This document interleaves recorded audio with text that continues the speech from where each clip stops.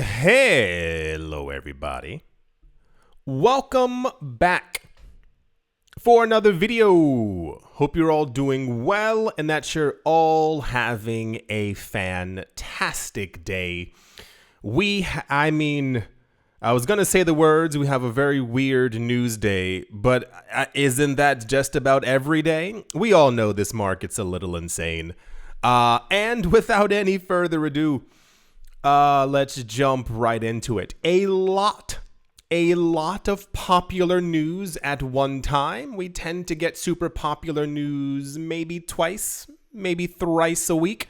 But for some reason, today was completely off the charts. So, the Bitcoin network has processed its 1 billion with a B, 1 billionth billionth transaction. There we go. Marking a huge milestone moment for the network 15 years after its creation. Let me explain. Because I know a lot of times we get these numbers and people go, well, that's just a number. It doesn't really mean a lot. If you've been here for I want to say longer than 6 or 7 years, you remember the old news. 2017, 2018, maybe the beginning of 2019, where one of the aspirations of the cryptocurrency Bitcoin Ethereum market, and I choose those two specifically, was to eventually be able to process more transactions than Visa and MasterCard. This is where we get that, when we hear that these coins are trying to scale, have new layered solutions, and all these other things, the number was constantly that they wanted to be able to do 60,000 transactions per second. When it looked like that wouldn't happen for a very long time, the idea then simply became milestones and how much money's flowing through the network and how much transactions there were on any given network at a given time. The reason why Bitcoin and Ethereum were heavily in the news around that time as far as amount of transactions and transactions per second is because not the vast majority, but a large majority of other altcoins were already processing thousands of transactions per second, and therefore the idea was, when are the top two going to be able to do it as well? So this popped up in the news, and it's actually wonderful and great because you need to understand that it is, as far as we know, as the public, it is unprecedented to have a system that is not run by a government or one single governing body, that is decentralized, that is for everyone around the planet. 8 billion people can use it, and also in theory, 8 billion people could also aid in the network and mine it as well and validate transactions, once again, in theory. To have had little to no downtime, I think in the first 2 years, I think Bitcoin had some hiccups, but also, it's difficult to create something like this. So to have relatively no downtime, to have no one governing it, to have a whole bunch of people around the world basically checking transactions, making sure that everything is okay, to have 1 billion transactions have flown through the network. And also the other significant part, for those of you who were not here when I was screaming into the microphone, a number of years ago, is the amount of money that flows through Bitcoin. You're going to see the pattern in today's video because I always find it very shocking, the amount of news that comes out that's very similar to each other at the exact same time. It's the amount of money that's flowing through Bitcoin system. When you see an increase or have been witnessing an increase in the amount of hate towards Bitcoin, it's because of these numbers. It's because of these things. Bitcoin, in theory, according to all the analysts and all the rich people who've been fighting against it for so long, was not meant to survive. You can find the old articles. Bitcoin went from $100 down to $15. Bitcoin's over and done for. There are hundreds of cases of that happening. And people kept on saying, well, because of the 3 to 5 maximum transactions per second on the core layer, Bitcoin's never going to go anywhere. And then when we hear numbers that Bitcoin has surpassed and is surpassing legacy networks and even the money that central banks are moving around, it is quite significant. This is why Bitcoin is, Bitcoin, once again, only been here for 15 years. And this isn't with a mega robust network like we're expected to have as time ends up going on and we have more layers and side chains and also the continued adoption of the Lightning Network. If Bitcoin, with 3 to 5 transactions per second on any given month, is processing hundreds of billions or trillions of dollars, while central banks around the world are being trusted less and are not processing that same amount of money that this one network is, it shows how much stronger that Bitcoin is than the traditional system. It's very, very simple. It's just throwing that one out there. Clark Moody's Bitcoin dashboard shows that transaction 1 billion was processed and blocked. I'm not saying those numbers. And in nighttime on the 5th of May, and here's the transaction data for it right here. Cool. It comes 15 years, 4 months. Wow, that's crazy. 15 years, 4 months, and 4 days after Bitcoin's creator Satoshi Nakamoto mined the first Bitcoin block on the 3rd of January 2009. The network has processed an average of 178,475 daily transactions in its 5,603 day existence. This is also, and it's not spoken about at all anymore like it was years ago. There were a number of analysts and all these other, I don't even know what words to give them, who said that they were skeptical on Bitcoin, but they wanted to see how long Bitcoin lasted, and then they would get into the space. The idea was if you have a network that's running around for 2, 3, 4 years, it's cool, but where's the actual longevity in it?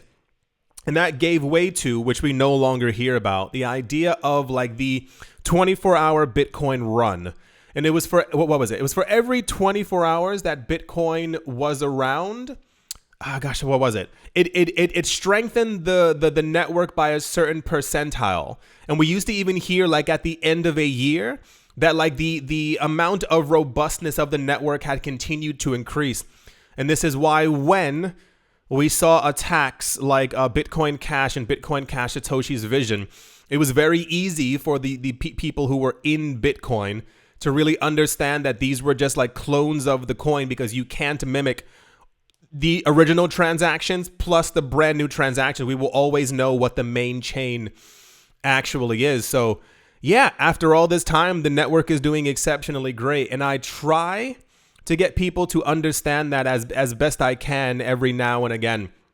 I know, of course, everyone mainly only wants to kind of care about the price, but understand the significance of doing all of these things. Is 1 billion transactions without any government saying, okay, we can do this or you can't do this. Who can use this and who can't use this? It's great. Yeah. Quite popular news all over the place. Is this also it as well? Yeah. What's this one right here? Also the same exact thing because it was incredibly popular. What's this one right here? Yeah. That's the 1 billion transactions processed for Bitcoin news. People are talking about they're waiting for the next 1 billion. And I mean, it should logically go a lot quicker than 15 years once again, because when you start processing transactions on Liquid and on Lightning, and also the other layered solutions that we have coming for Bitcoin, it won't really take that much longer. Yeah, that's the Bitcoin transactions news. Moving along. So this was, okay, boy, here we go. So this was also relatively extremely popular.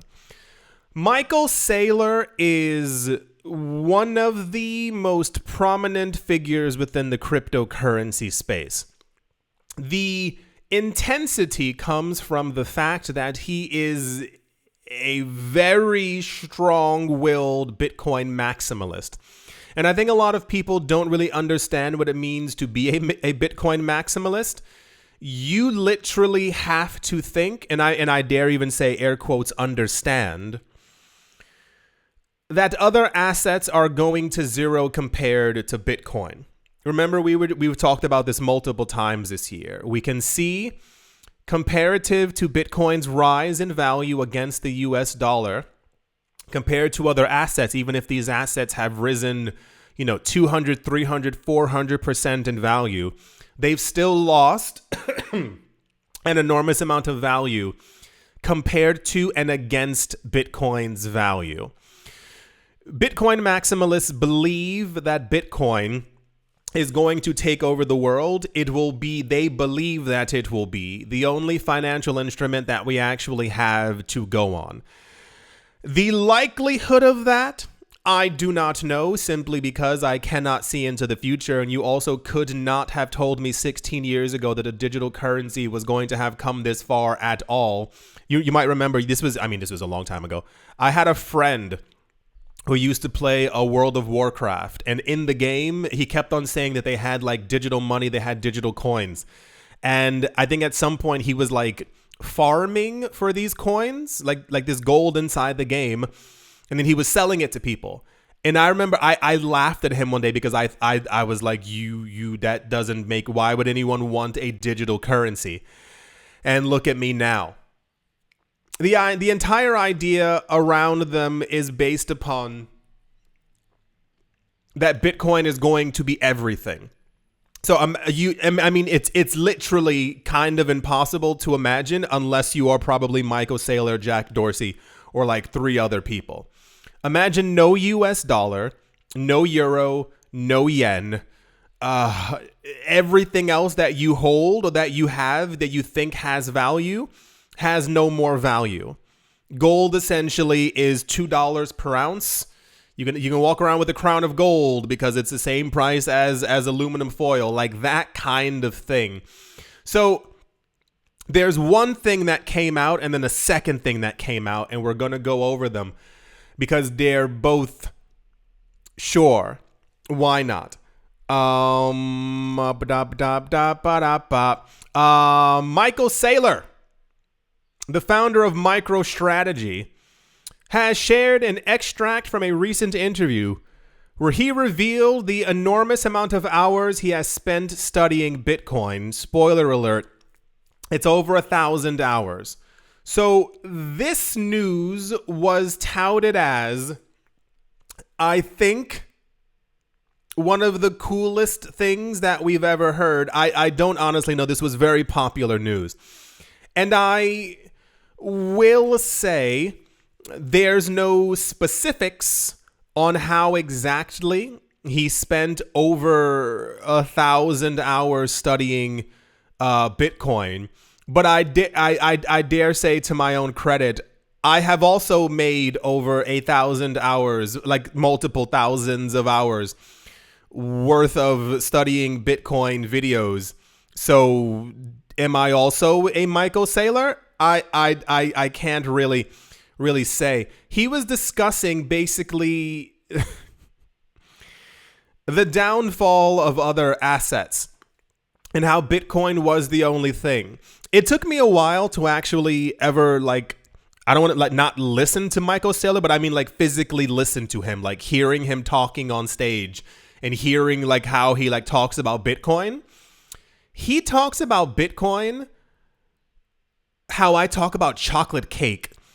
It's just like a really, like, he is, the conviction level is quite intense, but I think we've gotten to a point where the maximalists of the world feel very empowered by current Bitcoin events, and I assume this will only continue as a methodology, especially as Bitcoin crosses $100,000 and eventually gets to $1 million. So the first portion of the news, in gigantically popular news, was that Michael Saylor has been studying Bitcoin for more than 1,000 hours. I don't know what that entails. Is he reading books? Is he looking through the Bitcoin code? Can he code himself? I don't really know. So anyway, the second more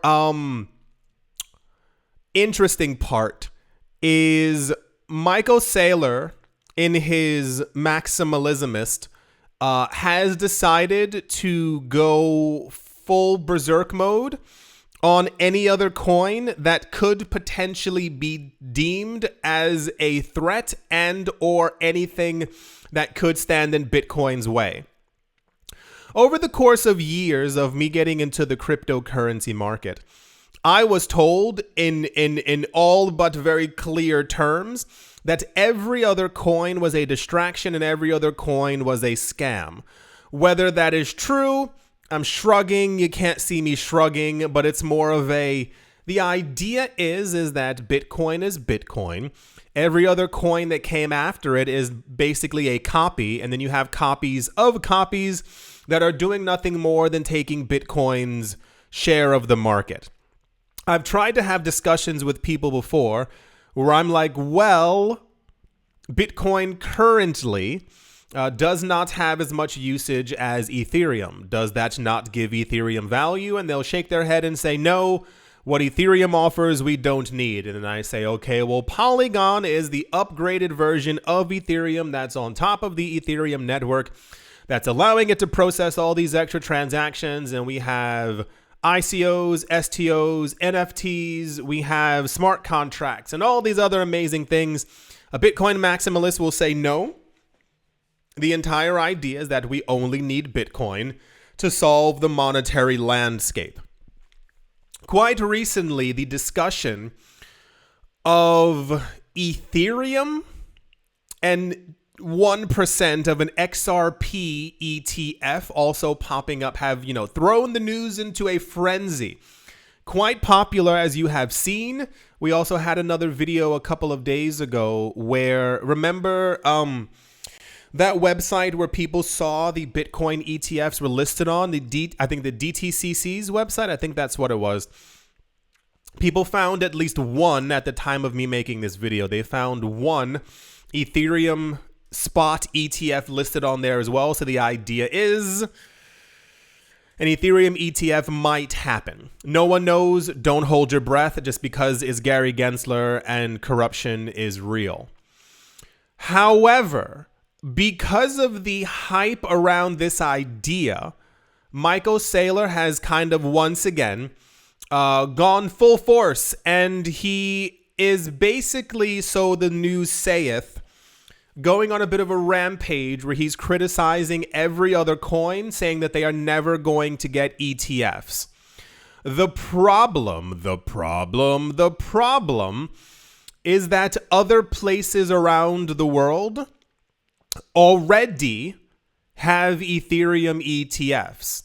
So I've, been a big advocate for a while of, looking at a map, because there are more places that exist than the US of A. I know that sounds like a joke, and maybe someone chuckled. If you did, you have dry humor just like me. But it's basically that the constant narrative always is that only things that happen from the US SEC have any kind of significance. Always. It's been this way. We had about 4 or 5 other countries before who already listed Bitcoin and Ethereum ETFs, and there have been rumors, and I mean rumors, of XRP, Cardano, and I think one other altcoin, maybe Solana. Maybe Solana? No, I don't think so. I've heard some Binance coin, but that was like a whole nother thing where people were comparing it to like Amazon stock. As far as them maybe potentially one day being able to get their own ETFs. The idea being, if the Bitcoin ETFs go well, if the institutions continue to pile in, and there's no wrongdoing, air quotes, like Gary Gensler continues to say, at some point the SEC will then, or would then, in theory, become more lenient and allow a lot of these other ones to go through. The issue, once again, being is that Michael Saylor and many other people, while claiming to be Bitcoin maximalists or crypto maximalists and understanding that crypto is a worldwide thing, they're only paying attention to regulation and news within the United States, which is also an oxymoron because it doesn't make a lot of, you gotta, one is worldwide and one is singular. So you gotta really pick your Pick and choose. So in very popular news, Gary Gensler, wait, no, there we go. Michael Saylor has made sure to let everyone know in no uncertain terms that every other coin is an unregistered security and that these coins basically need to disappear because no one's going to ever want anything to do with them, and the SEC is going to consider all of them securities. So, one, that's incredibly incorrect. I understand his maximalism. Like I understand the viewpoint and the vantage point, but this is a very weird thing to say out loud and to try and get other people to believe simply because he has so much conviction in one thing. We've seen ETFs for these other coins already around the world. We've seen funds for them, Grayscale being one of the largest funds of altcoins that we also have on the planet. And a lot of them are also expanding even further. One of the 2017 core metrics of being a Bitcoin maximalist is basically doing everything you can to damage the integrity and viewpoint of other coins for other people. It's one thing if you really like Bitcoin and don't care for other coins. Cool, that's your own portfolio. There are a lot of people who really like Ethereum and a lot of ERC20 tokens. It's cool, it's you. The problem ends up coming up when you really love a coin and you tell other people that that other coin that you don't like is garbage or nonsense in some sort of way. This goes back to the entire thing of years ago. There were a lot of people who really loved XRP, but they had so much hate against them. They basically had to like go away and go into the shadows and talk amongst themselves because the cryptocurrency space is incredibly tribal. To me, it is abundantly clear, in my viewpoint, Bitcoin will always, as far as I can tell from the news that we've been getting and the world that we live in, Bitcoin is probably always going to be the number one coin. There doesn't seem to be anything else that's going to take away from that. However, to think that every other coin and every other asset and every other form of money is also going to disappear, it's a bit intense. This also made relatively popular news just because if you have a viewpoint as strong as this one, and basically one of the craziest things within this space has been people talking about how they don't care for the SEC, they don't really want them in the space, they don't really blah, blah, blah, but then you would almost employ them or implore them, both of them work, to go after other things within the space because you assume that you're safe. It's kind of like ratting someone out because you think that you didn't do anything wrong when you actually also did. The SEC wants control over the entire space. And then to go and talk, I mean, it's just a very, very odd, but Michael Saylor has also said stuff like this before. I forgot what the other one was. This was like 3 or 4 months ago. He said some left field kind of stuff, and I had a whole video about it as well. I forgot, what did he say? I don't remember what it was. Something about poor people? I don't remember what it was, but I was like, oh, okay, it's a little gross. I don't remember exactly what it was anymore. Yeah. He said none of these tokens will ever be wrapped by a spot ETF. None of them will be accepted by Wall Street. None of them will be accepted by mainstream institutional investors as crypto assets. He was specifically talking about Binance Coin, Solana, XRP, and Cardano, and I'm sure Ethereum's also wrapped up in there as well. Basically, trying to say that the SEC should only consider these coins, but it's also like, it's nonsense. Why do these coins have to be considered as securities and or collapse or fall apart to make Bitcoin? Bitcoin will do just fine even if these coins are not securities. We've lived with that lack of classification for just about 15 years now, and look how well that Bitcoin has exceeded. I don't know. It's very, very odd. I find it very gross. Gross is the word that I'm going to use. It's okay to have your own opinions. It's totally fine. But when you're also trying to make sure that you throw dirt on other things because you don't own them. I mean, listen, it's probably very easy to be a maximalist of something when you own over 100,000 Bitcoin. Yeah, see, it kind of changes the whole light of the situation when you realize not his company, himself, he holds over 100,000 Bitcoin. And that was a number we got years ago. And publicly, he has not said that number out loud again. Yeah, so that's the Michael Saylor news that we have going around today. His conviction for Bitcoin and his love of it is completely unwavering. It's just more of a, you don't have to be so intense all the time. But I think, okay, all right. That's the Michael Saylor news. Whoa, securities. None of these coins are securities, by the way, except for Solana, which was made by a venture capital company. But everything else, like, you can't prove that these coins that are decentralized are securities, because then at that point, the idea, if people are buying these coins with an expectation of profit, guess what they're doing with Bitcoin as well? Yeah, so you put your hand down, didn't you? Yeah, that's the Michael Saylor news. Oakley dokley. Let's move on. Also okay, sure.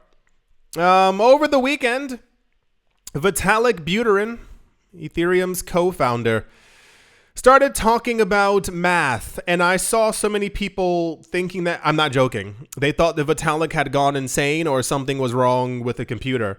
He was writing stuff along the lines of like 2 + 2 = 0 and all these other things. Ethereum has been on a bit of a weird upgrade run this year. Historically, we tended to, or would normally hear, that Ethereum was going to have one upgrade called Padupaloop, and it would take 1.5 years for us to get it. And it was all these different test nets, and this was going to do this. And then eventually Padupaloop would end up launching about 2 years later. We go, okay, cool, we got Padupaloop now. Fantastic, amazing, I love it. For some reason, since the beginning of this year, I'm not sure if it's bravery. I'm not sure if it's like, we got this now, we can do it. The Ethereum group, I think this is now, the 6th or 7th proposal that we've had from the Ethereum peoples about upgrades for the network.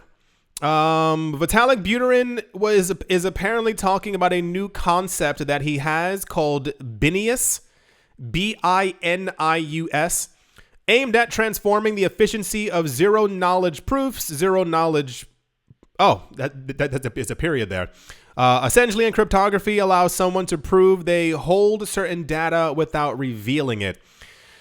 Binance simplifies the cryptographic process by working directly with binary data, ones and zeros, which could significantly enhance transaction efficiency across the cryptocurrency industry.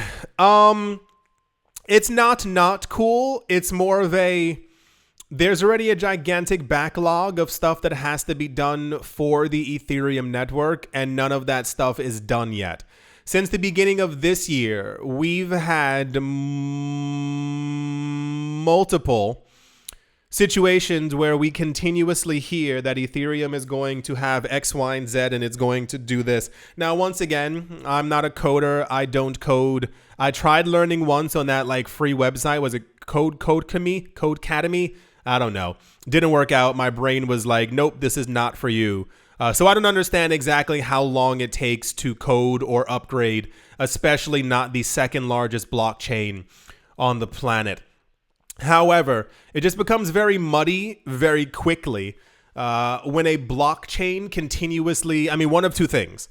When they announce that they're going to have an upgrade and it takes 2 years, it's, okay, 2 years is a long time.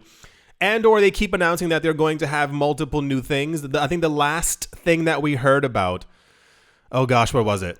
Is that he wants to try and figure out a way to make Ethereum less bloated by removing like old transaction data that's no longer being used or is no longer relevant, or the information from old smart contracts. I forgot. This was like 2 or 3 weeks ago, but it's constant. New proposals are being put up, and typically this is what happens with like smaller blockchains, but maybe we haven't experienced the world where Ethereum has been around for so long, and therefore they're actually planning on doing a lot of these things, because it doesn't make a lot of sense for you to talk about that you're going to do something if you don't actually end up doing it.